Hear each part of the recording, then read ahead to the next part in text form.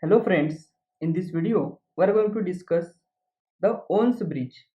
This bridge is used for measurement of inductance. Okay,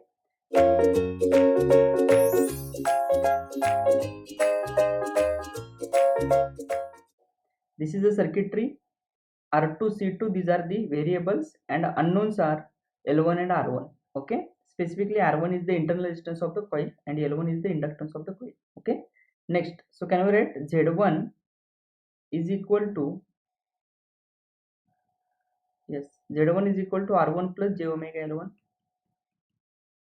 Our task is to find the expression for R1 and L1. Okay, Z2 is equal to combination of R2 and C2. So it is like R2 plus 1 upon j omega C2.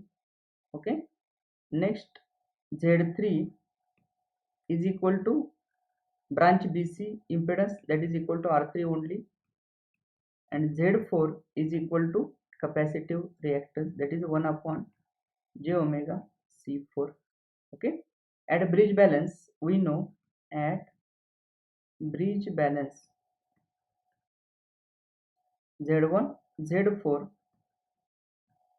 is equal to Z2 into Z3. Okay, what is Z1? It is R1 plus j omega L1, R1 plus j into omega L1 into Z4, it is 1 upon j omega C4. Okay, is equal to Z2 into Z3. Z2 is R2 plus 1 upon j omega C2. Okay, into Z3 is R3. Okay, so further we can write, I am going to shift this term, okay, to the right hand side. So it is like R1 plus j omega L1, okay, is equal to j omega C4 into this term, it is like 1 plus j omega C2 R2 upon j omega C2 into R3.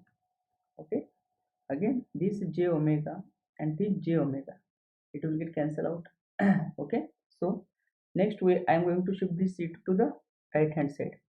So it is like R1 plus j omega L1 into C2 is equal to, yes, we can write it as C4 into 1 plus j omega C2 R2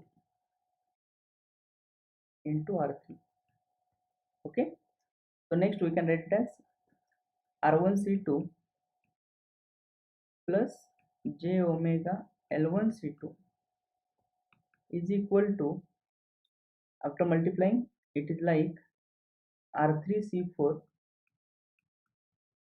plus j omega C2 R2 R3 C4. Okay, next, separating real and imaginary terms. Separating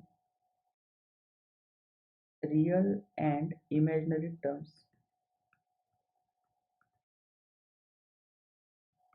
Okay, so we can write it as R1 C2 is equal to R3 C4. So this indicates R1 is equal to R3 C4 by C2. R3 C4 divided by C2. This is a R1.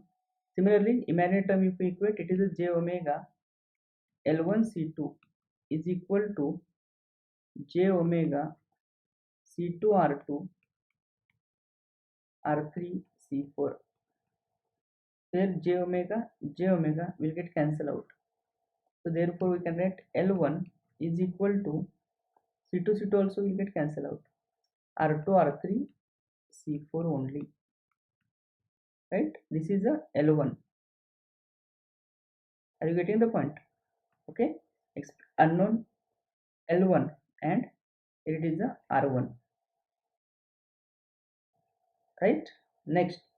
Now the phasor diagram. Okay. So if you check the bridge, first of all we are going to draw the phasor for I1 reference phasor. After that we will be getting I1 R3, that is the E3 phasor, and next E3 is equal to E4. Okay, so here E3 means this voltage. This voltage is E3, right? This voltage is E4. This one is E2, and this is E1. Okay. So now we can draw the phasor for I1 first. Okay. So this is the phasor for I1. Once we get the I1 phasor, we can draw the phasor for I1 into R3, that is E3.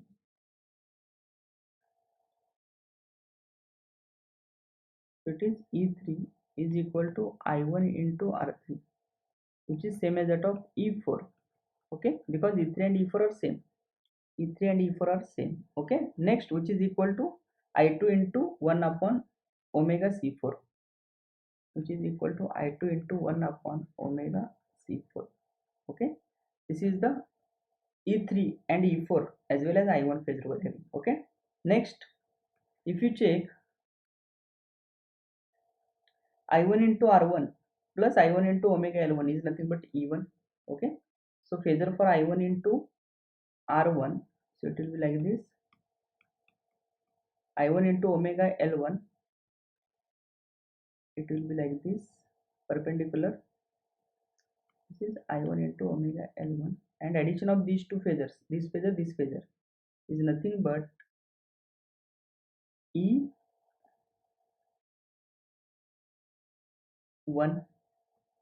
which is equal to E2.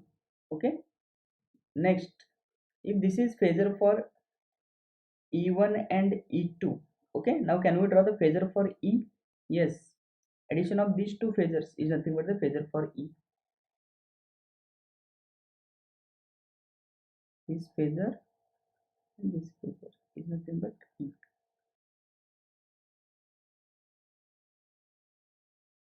And this is the phasor for E, right? Are you getting the point? Okay, where is the phasor for I2? Yes, from E4 can we draw the phasor for I2? If you check, I2 is the current flowing through the capacitor C4, and E4 is the voltage across C4. So in the case of capacitor, pure capacitor, we know current leads the voltage by angle 90 degree. So I2 will lead to E4 by angle 90 degree. So I2 phasor will be in quadrature to I2 into omega C4, that is E4. So here it will be I2.